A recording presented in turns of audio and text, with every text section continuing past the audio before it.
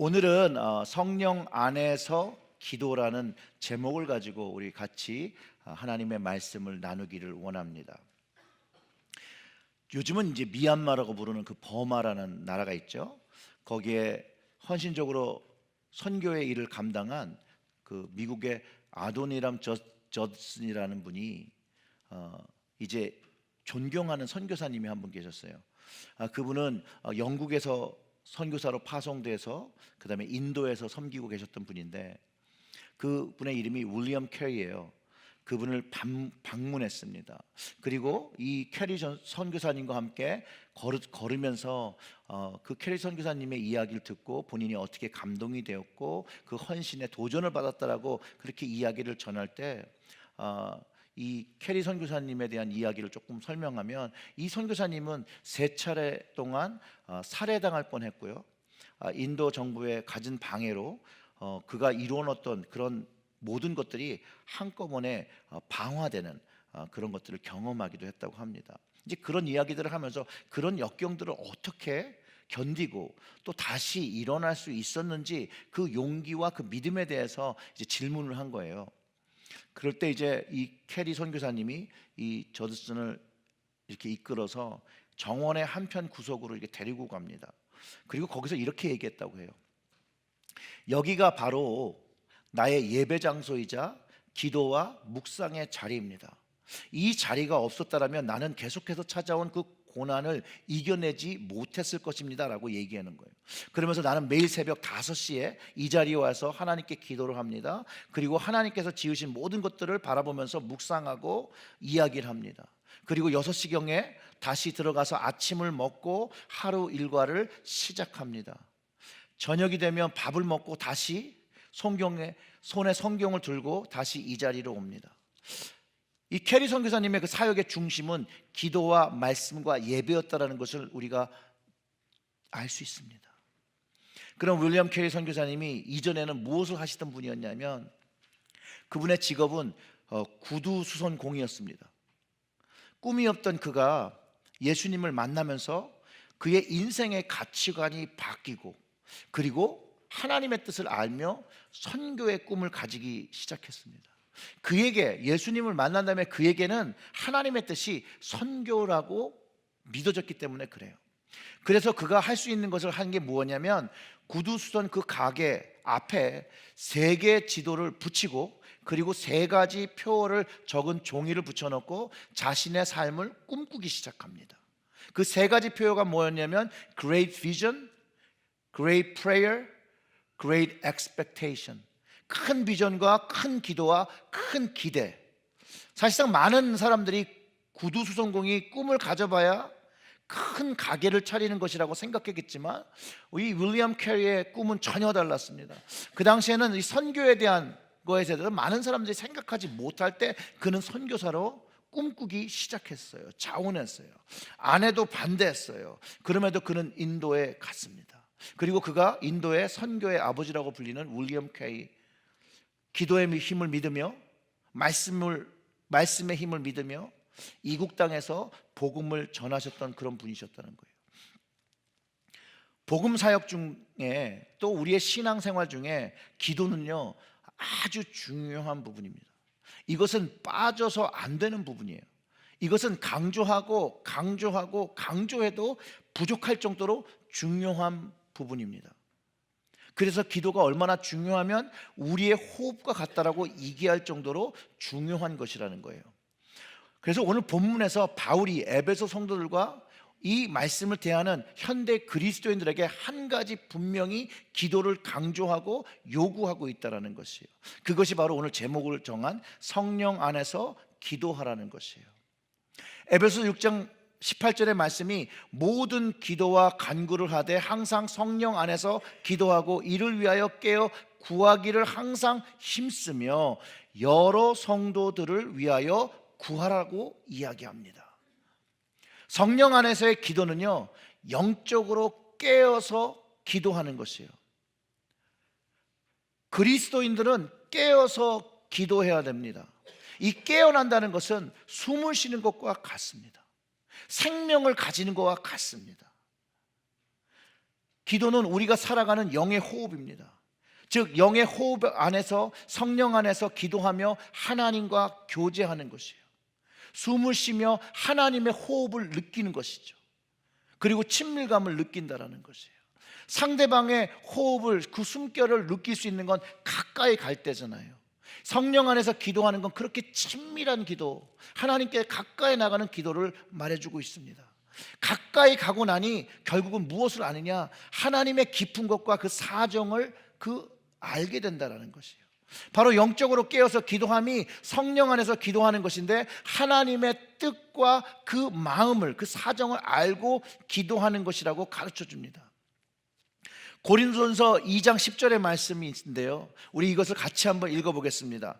오직 하나님이 성령으로 이것을 우리에게 보이셨으니 성령은 모든 것 곧 하나님의 깊은 것까지도 통달하시느니라. 아멘.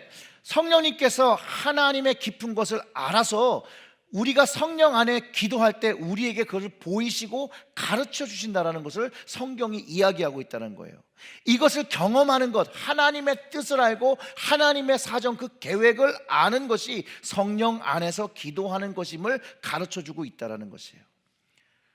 더 쉽게 설명을 하면 하나님의 깊은 것, 하나님의 뜻을 이해하는 기도, 이 기도는 육적인 삶에서 우리를 영적인 삶으로 전환하게 하는 기도입니다. 더 쉽게 얘기하면요, 성령 안에서 하는 기도는 내가 원하는 것을, 내가 바라는 것을 구하는 것이 아니라는 것이죠. 나의 필요를 위해서 하는 기도가 아니라 하나님과 주님의 뜻을 구하는 기도가 성령 안에서의 기도입니다. 성숙한 기도죠. 하나님께서 성령을 통해서 우리에게 허락하셔서 하나님의 깊은 뜻과 그 하나님의 사정을 깨닫고 나면 하나님의 일에 우리의 삶을 드리게 된다는 거예요. 자발적으로 동참하게 된다는 거예요. 그리고 자발적으로 동참하면 하나님께서 그것을 계속할 수 있도록 도와주시고 힘을 불어넣어 주신다는 거예요. 그렇기 때문에 성령 안에서 기도하며 깨어있으면 무엇을 경험하냐면 하나님의 은혜를 경험하게 된다는 거예요.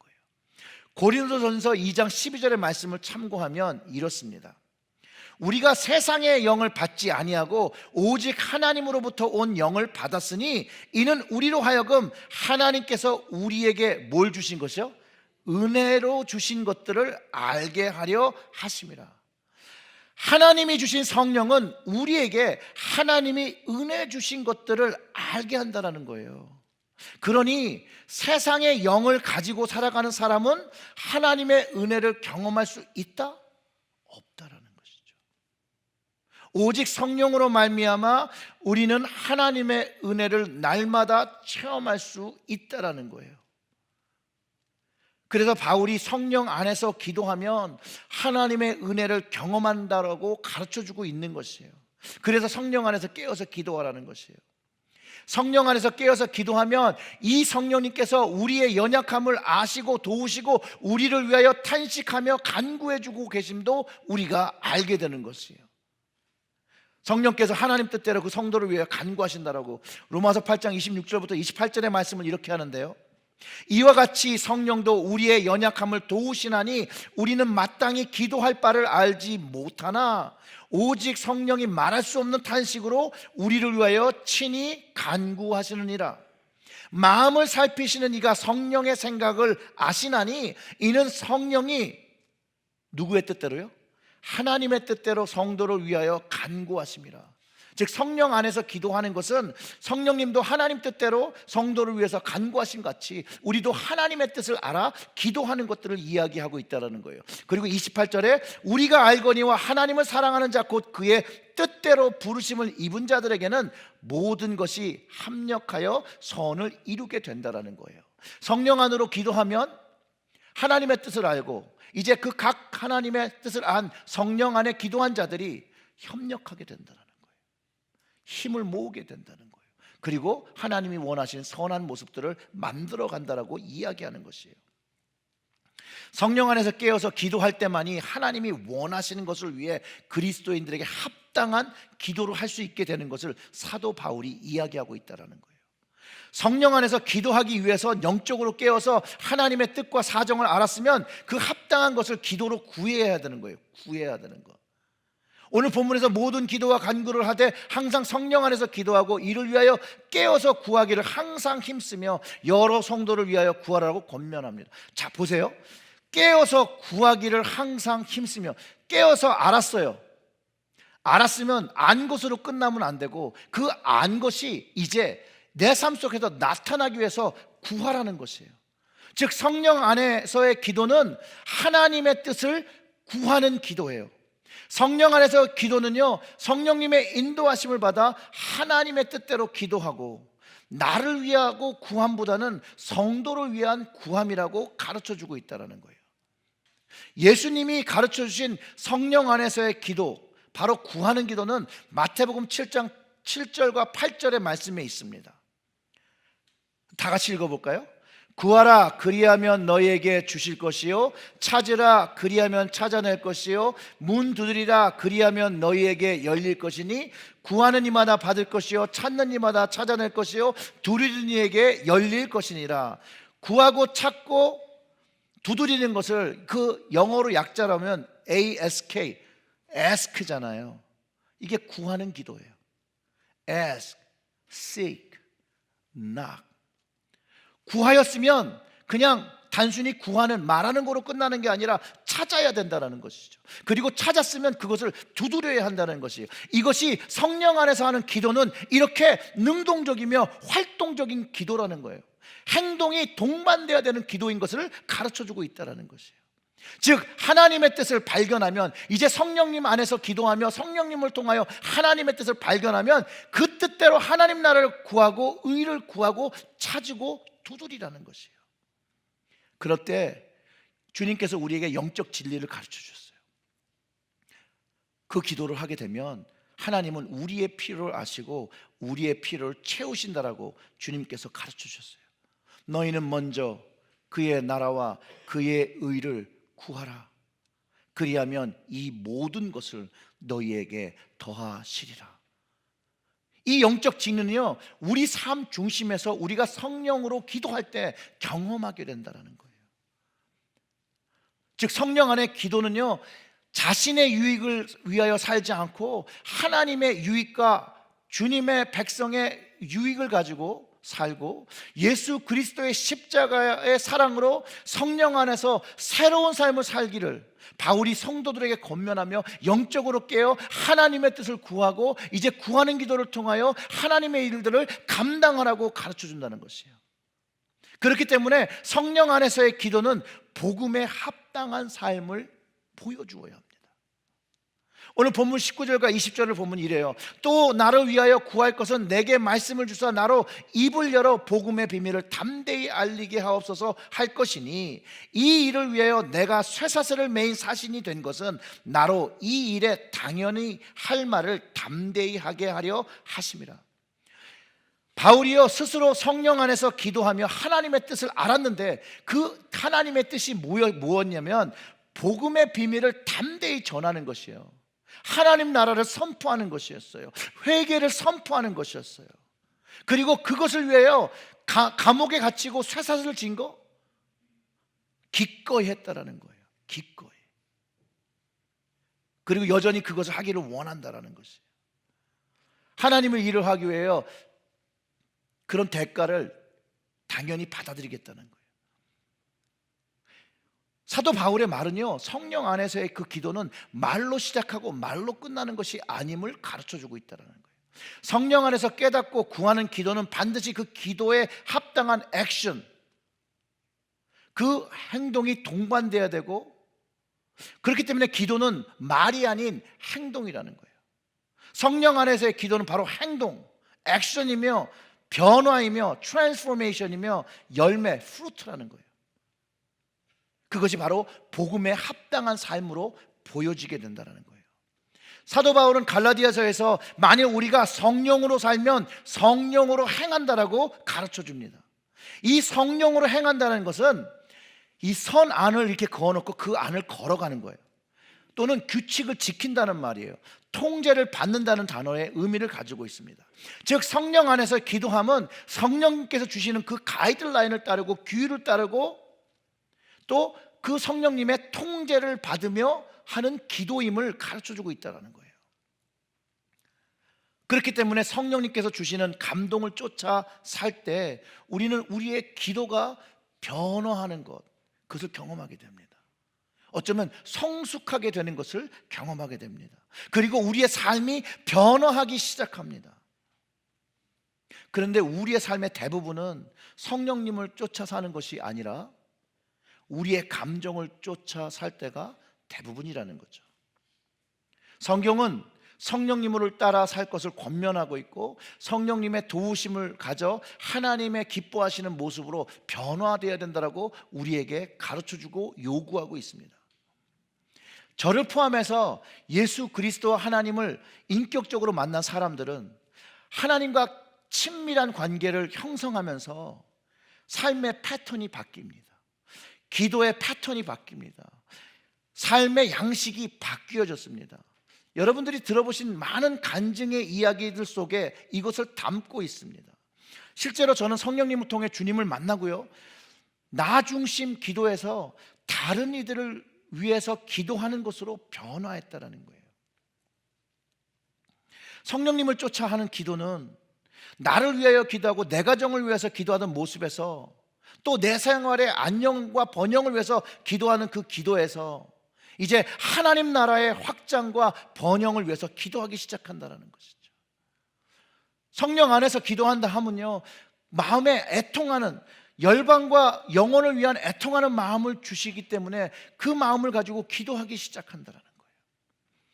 아직 주님을 만나지 못하고 구원 얻지 못한 영혼들을 위해서 기도하기 시작한다는 것이죠. 이전에는 내 교회를 위해서 기도했다라면 이제는 지역에 있는 교회들을 위해서 기도하고 내 사역을 위해서 기도한 내 모습에서 주변에 있는 목회자들을 위해서 기도하는, 그리스도인들을 위해서 기도하는 기도의 변화가 일어났고, 계속해서 성령 안에서 성령에 이끌려 기도하면 기도할수록 말에서부터 행동의 변화들이 일어나기 시작했다는 거예요. 그럼에도 불구하고 많이 부족하죠. 그러나 성령 안에서 기도하기를 계속해서 하면 저는 삶이 변화하고 성장한다라고 확신합니다.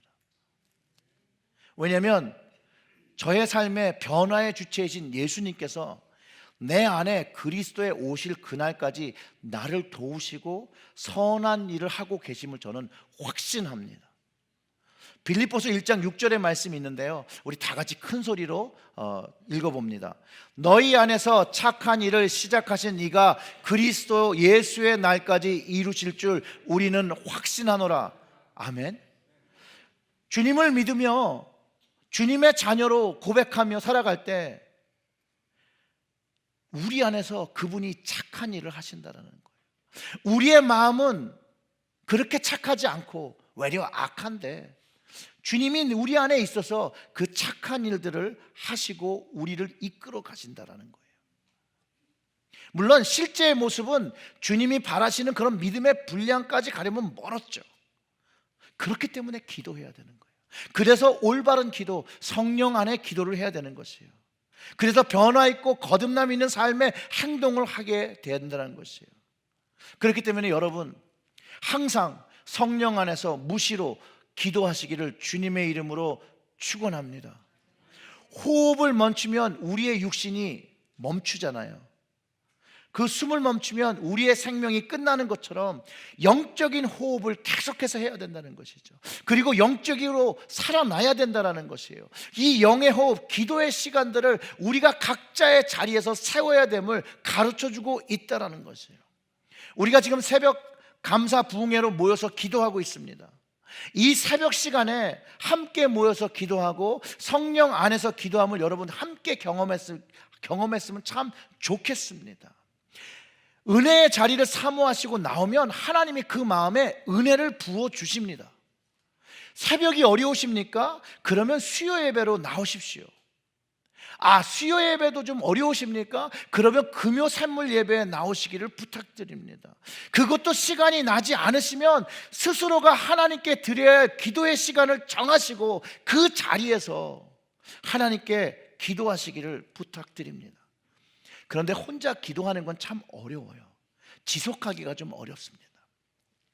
그러나 함께 기도하면 그 지속성이 좀 늘어나고 또 그 함께 모여 기도하는 것에 하나님의 축복이 부어짐을 여러분도 체험하시기를 주님의 이름으로 축원합니다. 근데 여러분, 우리의 기도의 생활 중에 제가 한 가지 꼭 권면해 드리고 싶은 게 하나 있습니다. 꼭 기억해 주셨으면 좋겠어요. 하나님은 우리가 시간 날 때 하는 그런 기도를 받으시는 분이 아닙니다. 하나님은 너무 거룩하신 분이고요, 하나님은 영광의 하나님이십니다. 우리의 언어로 표현할 수 없는 그런 분은, 그 하나님께 우리는 무지해서 너무 무리하게 대한다는 거예요. 그래서 우리는 기도하면 하나님의 마음을 헤아리기보다는 다짜고짜 달라고 하잖아요. 어떤 분은 이런 얘기를 하시더라고요. 우리가 미국에 살아서 자꾸 달라 한다는 거예요. 이거를 한국에서는 뭐라고 표현하냐면 거지 기도래요. 구걸 기도죠. 주세요, 주세요. 모든 기도가 주세요로 되면 안 된다라는 거예요. 그것보다는 우리의 기도는 하나님을 향한 우리의 마음, 우리의 정성을 다하는 시간입니다. 성령 안에서의 기도는 우리의 마음을 드리는 시간이에요. 우리의 정성을 다하는 시간이에요.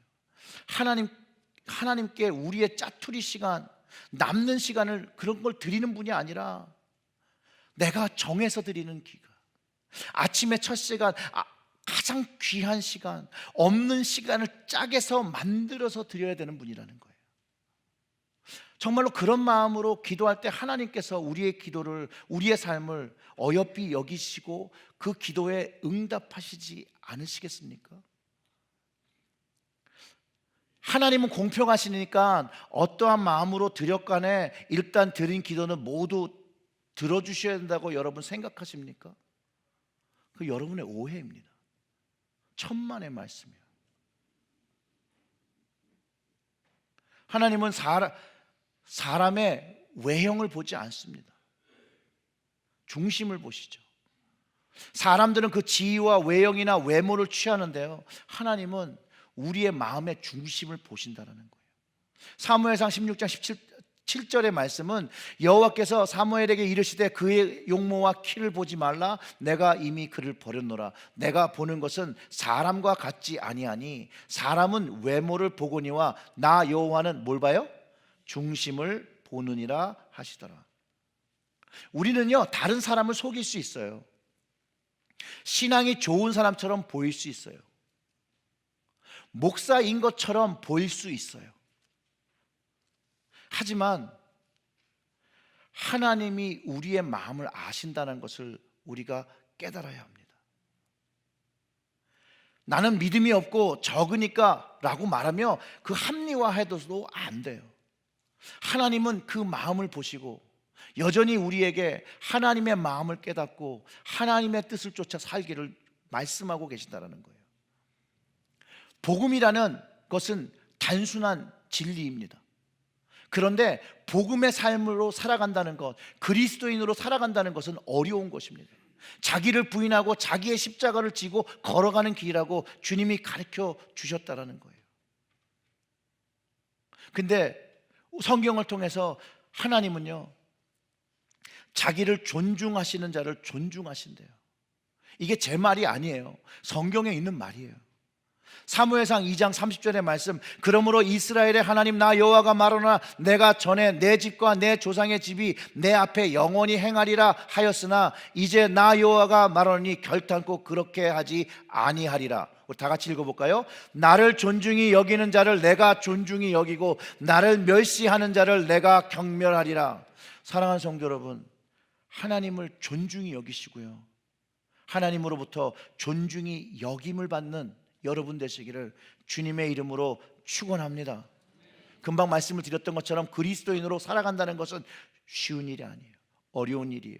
그러나 값진 일입니다. 존귀한 일입니다. 가격을 매길 수도 없고 돈으로 살 수 없는 존귀한 삶입니다. 그 삶 속에서 하나님의 은혜와 능력을 체험하며 하늘의 신비를 경험하며 성령님을 통해 그분의 역사하심과 존귀하심을 우리의 삶 속에서 체험하면서 살아가는 것이라는 것이에요. 그 하나님, 그 예수님의 우리를 향한 그 사랑이 변함없으심을 믿고 여러분 그분만을 쫓아가시기를 주님의 이름으로 축원합니다. 에베소 4장 30절의 말씀, 하나님의 성령을 근심하게 하지 말라. 근심하게 하지 않았으면 이런 말이 없을 텐데 우리는 하나님의 마음을 근심하게 하는 거예요. 그 안에서 너희가 구원의 날까지 인치심을 받았대요. 하나님의 확증이 있다라는 것이에요. 하나님과 주님과 성령님을 근심하게 하지 마시고 내 안에 있는 그 확증, 그 인치심을 가지시고 그 주님 주신 약속을 믿고 인내하며 여러분의 삶 속에서 주님의 거룩한 백성과 왕같은 제사장의 모습을 가지고 살아가시기를 주님의 이름으로 축원합니다. 분명히 하나님을 쫓아 사는 삶에는 거룩한 변화가 있습니다. 왜냐하면 거기에는 거룩한 부담감이 있기 때문입니다. 그 거룩한 부담감에 순종하면 거룩한 변화가 내 인생 속에서 경험되어집니다. 내 입으로, 아무리 내 입으로 신앙이 좋고 믿음이 좋다고 이야기해도 다른 사람이 동의하지 않으면 그것이 덕을 세우지 못합니다. 또한 다른 사람이 동의할지라도, 다른 사람 보기에 좋다라고 할지라도 주님께서 동의하지 아니하시고 인정하지 아니하시면 잠언의 전도서의 말씀처럼 헛되고 헛된 일이 되는 것입니다. 말로 믿음 좋은 거 야고보서에서는 죽은 믿음이라고 이야기합니다. 야고보서 2장 14절과 18절의 말씀, 내가 형제들아 만일 사람이 믿음이 있노라 하고 행함이 없으면 무슨 유익이 있으리요? 그 믿음이 능히 자기를 구원하겠느냐? 만일 형제나 자매가 헐벗고 일용할 양식이 없는데 너희 중에 누구든지 그에게 이르되 평안히 가라, 덥게 하라, 배부르게 하라 하면 그 몸에 쓸 것을 주지 아니하면 무슨 유익이 있으리요? 이와 같이 행함이 없는 믿음은 그 자체가 죽은 것이라. 어떤 사람은 말하기를 너는 믿음이 있고 나는 행함이 있으니 행함이 없는 내 믿음을 내게 보이라. 나는 행함으로 내 믿음은 내게 보이리라 하리라. 아멘. 성령으로 기도하면요, 하나님의 마음을 알기 때문에, 하나님의 뜻을 알기 때문에 하나님을 대신하여 돕는 손길을 이 땅에 제공하는 것입니다. 중국 선교와 IT 선교를 후원하신 여러분 너무나도 감사드립니다. 여러분들의 선교 헌금이 선교지에서 잘 사용될 것이에요. IT의 고아원의 아이들이 우리가 보낸 그 헌금으로 먹이고 입혀지고 교육받을 때 그들의 마음속에 희망을 품을 수 있을 것이에요. 한번 생각해 보세요. 야고보서의 말씀처럼 정말로 그들에게 먹여주지도 않고 배고픔을 해결하지도 못하고 헐벗은 걸 입혀주지도 못했을 때 그들이 정말 하나님의 살아계심을 믿을 수 있겠습니까? 그럴 때 우리가 하나님의 손을 대신해서 하나님의 돕는 손길로 다가갈 때 그 안에 하나님이 역사하시고 하나님께서 살아 움직이시는 것을 경험하게 된다는 것이에요. 다음 주 11월 4일 크로스 선교회 자선음악회가 있습니다. 이거는 의미가요, 북한 아이들에게 약을 보내기 위한 아주 의미 있는 행사입니다. 여러분 함께 참여하셔서 이 아이들을 축복하시고 이 아이들을 위해서 기도해 주시고 돕는 행사가 될 수 있도록 여러분들이 좀 돕는 손길이 되어 주시기를 주님의 이름으로 부탁드립니다. 주변에 있는 분들에게 이런 좋은 의미를 설명하시고 그분들 오시라고 하셔서 함께 참여하게 하시고, 또 이 자선 후원회가 잘 되어서 정말로 많은 북한의 어린 아이들이 어려울 때, 아무도 도와주지 않을 때 기독교 단체의 도움으로 건강을 찾고 치유를 받고 했을 때 그때 전하는 복음의 하나님을 받아들이지 않겠습니까? 여러분, 또한 우리 교우 중에 어려움 당하시는 분들이 있습니다. 힘든 상황에 놓이시는 분들이 계십니다. 그러면 좀 찾아가시고 위로하시기를 좀 부탁드립니다. 찾아가시고 위로할 때 그냥 가지 마시고요, 좀 먹을 거라도 하나 해가지고 갖다 주시고, 그럼 더 감사하고요. 음식에 특별한 재주가 없으신 분들은 그럼 식당으로 초대를 하셔서 밥을 한 끼 사주시면, 여러분, 어떤 사람에게는요, 한 번 베푸는 이 도움의 손길이요, 그의 인생을 바꿉니다.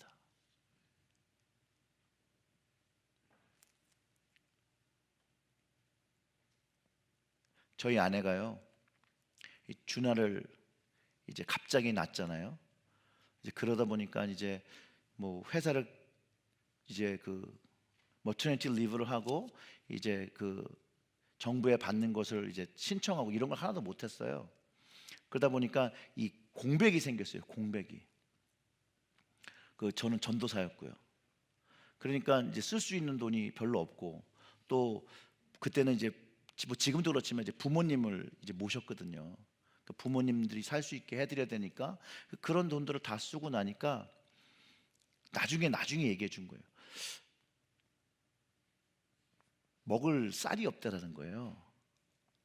그래서 자기 자존심을 꽉 참고 그 팔스페니에 그 남대문이라는 그 조그만 가게가 있었는데, 거기 가서 이제 외상을 하려고 마음을 독하게 먹고, 저한테 얘기했으면 어떻게 해결했을 텐데, 본인이 뭔가 해결하겠다는 의지를 가지고 그 남대문 그 가게에 가서 계속 왔다 갔다 들어갔다 나갔다 말을 못 해가지고 그러고 있는데, 지금은 소천하시는 우리 사모님이신데, 그분이 갑자기 우리 아내를 보더니만 아기 낳았다는 얘기를 들으니까,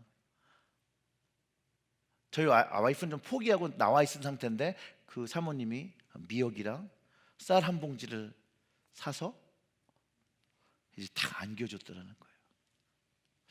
저희 아내가 인생에 그런 고마움과 하나님의 역사를 경험한 적이 없다라고 말하더라고요. 그 정도로 절박했던 것 같아요. 제 인생에도 그런 절박함에 그런 경험을 받은 적이 있습니다. 문고리에 누가 이렇게 우렁각시 같은 사람들이 있어가지고 청년으로 와서 유학하면서 할 때 너무 어려웠거든요. 그때 보면 누군지 모르겠는데 문고리에다 뭐를 라면 2개를 걸어놓고 가거나 쌀 한 조그만 걸 두고 가시는, 아직도 감사해요. 그 모습이 성령으로 주님의 뜻을 깨닫고 돕는 손길, 주님이 요구하시는 그리스도인의 삶의 모습이라는 거죠. 바울이요, 현실의 어려움 속에서 하나님만을 바라보고 주님을 바라봅니다. 감옥에서 이 쇠사슬을 맬지라도 이 주님의 복음이 전해지기 위해서 뭐라고 권면을 했냐면요, 각자의 자리에서 그리스도의 변함없는 은혜를 바라보고 행동하자고 권면하는 것이에요. 이게 얼마나 놀라운 고백입니까? 우리는요, 각자의 자리에서 주님의 변함없는 은혜를 경험한다는 거예요. 그 은혜를 경험하면 이제 성령으로 기도하여 그 하나님의 마음을 깨닫고 주님의 마음을 깨달았으면 이제는 돕는 손길이 되어야 한다는 거예요. 그리고 복음의 비밀을 전하는 통로가 되어야 된다는 거예요. 사랑하는 성도 여러분, 성령 안에서 기도하시면서 그리스도의 변함없는 은혜를 체험하시기를 주님의 이름으로 축원합니다. 이 믿음의 길을 걸으면요, 불가능한 것들이 가능하게 되어진다는 거예요. 불가능한 것, 사람들이 보기에 불가능하다는 것들이 가능하게 되는 것들이 이 성령 안에서 기도하는 것입니다. 사랑하는 성도 여러분, 성령 안에서 기도하시고 하나님의 뜻을 발견하시고 주님의 마음을 이해하시고 이제 주님의 마음을 알았으니 주님의 손과 발이 되어 주시기를 주님의 이름으로 축원합니다.